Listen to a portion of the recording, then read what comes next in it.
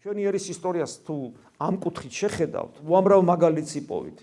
თუ როგორი მნიშვნელოვანი იყო ქართველისათვის ესეთი სახელმწიფოებრივი კრიზისული პერიოდები და როგორ ახდენდა გარღვევას არა იმ მიმართულებით, რომ ჩვენი იდენტობა დაგვეკარგა და გაუნადგურებულიყავით.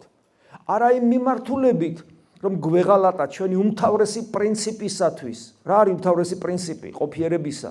ღმერთი მოვიდა ჩემთვის მოკვდა და მან თავისი იმპერატიული ნებით ესე სიტყვით იმპერატიულად განაცხადა თავის სიტყვით მე მნებავს რომ სადაც მე ვარ შენც იქ იყო თქვენც იქ იყოთ რა სტატუსით შვილის სტატუსით რა სტატუსით მადლით ღმერთობის სტატუსით გესმით საოცრება ისეთი საოცრება განუმზადა ღმერთმა თავის მოყვარეს ადამიანს ამის გააზრებაც არ შეუძლია და აი ამ პრინციპს ქართველი კაცი მიიჩნევდა უმთავრეს პრინციპს თავის ყოფიერებისა და ამისთვის კვდებოდა როცა ამბობდა აი ესეთი ძველი გამოთქმა არსებობს, როცა დედა შვილს ძიდა, ამბობდა რომ ეუნებოდა რომ ჯერ სამშობლოს იხარდა, მერე დედისა და მამის, აკვანს რო არ წევდა. ეს არ არის ზღაპარი, აგერ 9 ძმა ხერხეულიძეს ამბავი, მე ხშირად მომყავს ხოლმე ეს მაგალითი. გესმით, რა დედა ყავდათ, რომ ქმარი ატყობა ადრე გარდაეცვალა, ანუ ომში რაღაცა.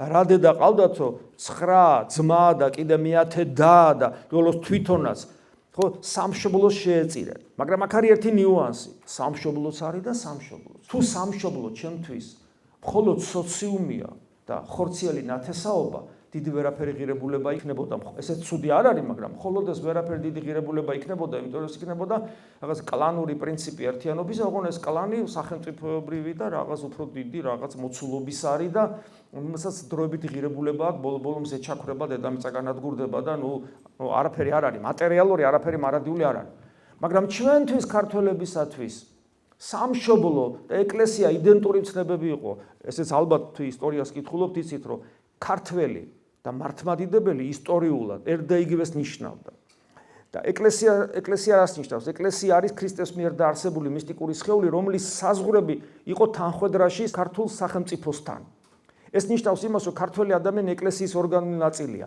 ეს ნიშნავს იმას, რომ ქართველი ადამიანი მონათული და მირონცხებულიც არის და მაზიარებელიც არის, ანუ ქრისტესთან კომუნიკაცია აქვს. და როცა მტერი შემოდის, რას გართმევს? პოლიტიკურ თავისუფლებას მხოლოდ არჩიოდა ქართველი კაცი.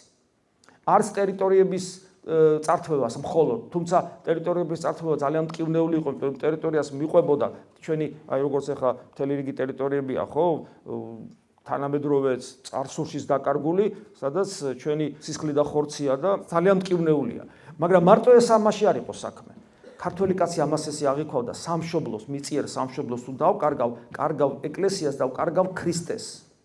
ამიტომ ერჩივნა რომ მომკვდარიყო თავის შვილებთან, თავის ქმართან, ყველაფერთან ერთად 300 არაგველი ხო, აი მომკვდარიყვნენ ერჩივნად, ვიდრე დაეთმოთ ქრისტე. ანუ ჩვენთვის სამშობლო მიწიერი სამშობლოს გარდა აი ეს სახარებისეული ტერმინია პავლე მოციქული ამბობს ძველ აბრაამის თავმავლებაზე რომ ისინი აღთქმულ ქვეყანაში ცხოვრობდნენ კარვებში არა ქვისახლებს არ აშენებდნენ ქვისახლებს კარვებში ცხოვრობდნენ იმიტომ აბრაამის პერიოდი რომ ისინი უკეთესი სამშობლოსკენ იყურებოდნენ რომელიც მარადილმა ღმერთმა აგვიშენა კაცმა კი არ აშენა ღმერთმა აშენა უკეთესი სამშობლოსკენ ისწრაფოდნენ და ეს უკეთესი სამშობლო არის ღვთისასუფეველი ანუ ქრისტესთან მარადიული მყოფობა.